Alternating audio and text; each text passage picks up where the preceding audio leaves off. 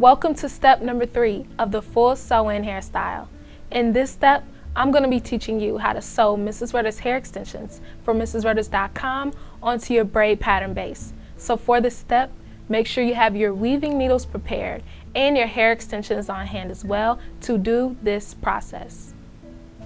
So in this step, I'm going to be teaching you how to sew your hair extensions onto your braid pattern base.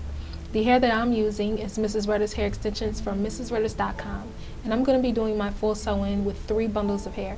The bundle lengths are going to be 24 inches, 22 inches, and 20 inches.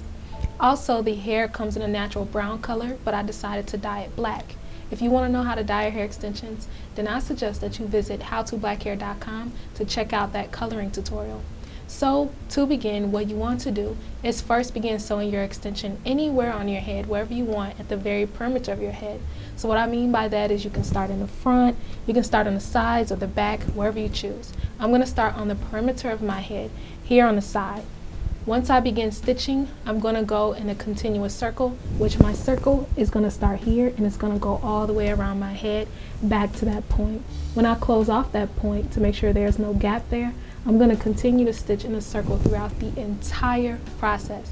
So for your 24 inches, 22 inches, and 20 inches, they're all going to be sewn in the direction of a circle. So I'm going to begin by showing you how to stitch your extensions onto your braid pattern base. Now, what you want to do first before you begin sewing your extensions to your braid pattern base is to secure your needle and thread at the very beginning of your weft. What you see in between my fingers is the actual hair itself, and what the hair is coming from is what you call a weft. So now what you want to do is take your needle, insert it through the weft, and pull it out to create your knot.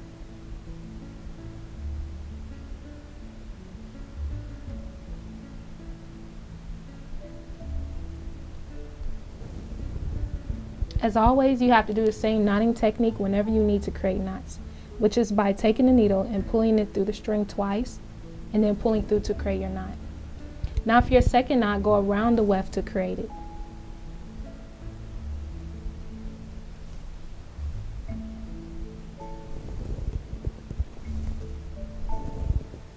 So now that your string is secure, it's going to help you keep track of where your extension is as you begin stitching it down to your braid pattern base.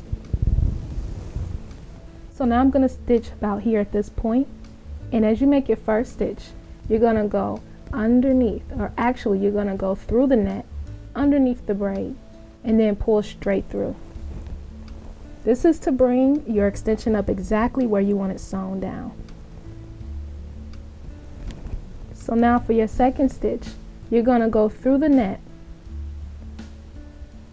underneath the braid, and then you're going to go around the weft to create your knot. Locate your string, wrap it around the needle twice, and pull through.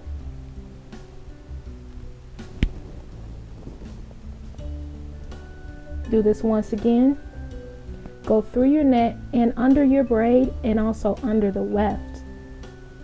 Make sure the needle comes through and then create your second knot. Now after you create your second knot, you're going to continue to stitch going alongside your perimeter.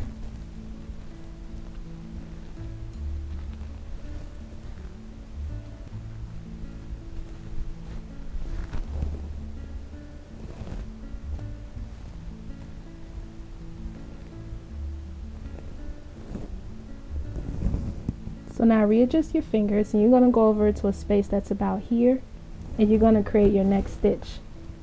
When you're stitching along your perimeter, make sure that the track is laying right against your skin so that it's as flat as possible when you're sewing it down.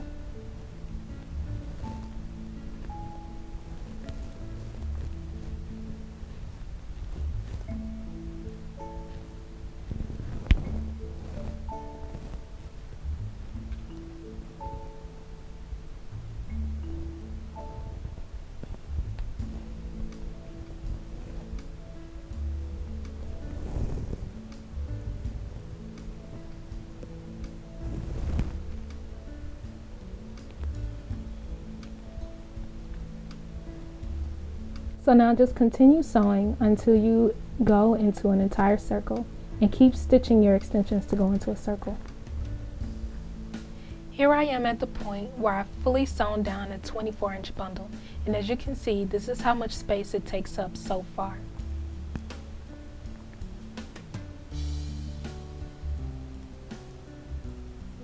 Now when you're sewing your extensions, make sure that the space from each track, you're able to slide your index finger through. You don't need the extensions so close together because you don't want your full sew-in to look too thick, so a great distance to use is to be able to slide your index finger in between each of the areas that you've sewn a layer.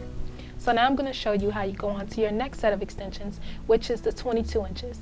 And to make this process easier when adding in your extension, you simply want to leave your needle and thread intact to begin sewing in your other set. So I've left my needle and thread in, and you're simply going to grab your new bundle of extensions and you're going to insert it through the weft of the extensions.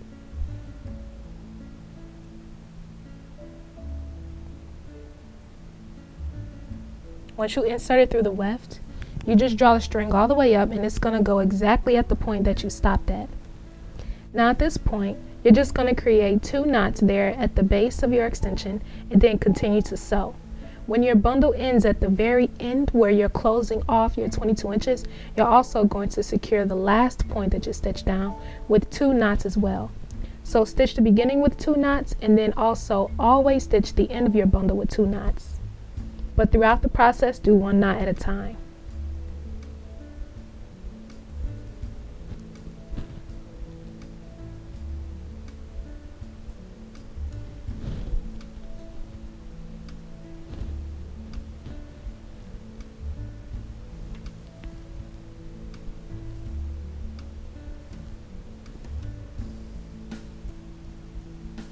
So now as you can see, I've completely sewn in the 22-inch bundle, and what's left to sew now is the 20-inch bundle.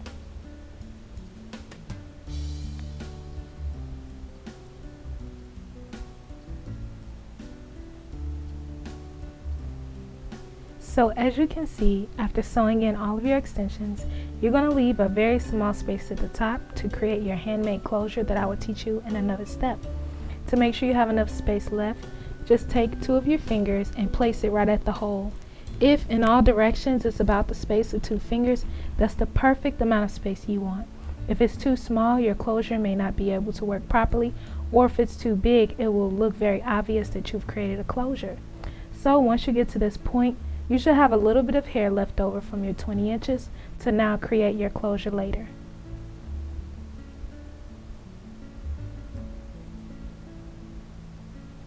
In this step, I taught you how to sew your hair extensions onto your braid pattern base. Be sure to keep in mind that you want to continue sewing in a circle, and also you want to start with the longest length on bottom and then work your way up to your shortest length. When you're done, you need to leave a small space at the top because I'm going to teach you how to close off your full sew-in. In the very next step, step number 4, I'm going to be teaching you how to create your handmade closure to finish off your full sew-in hairstyle.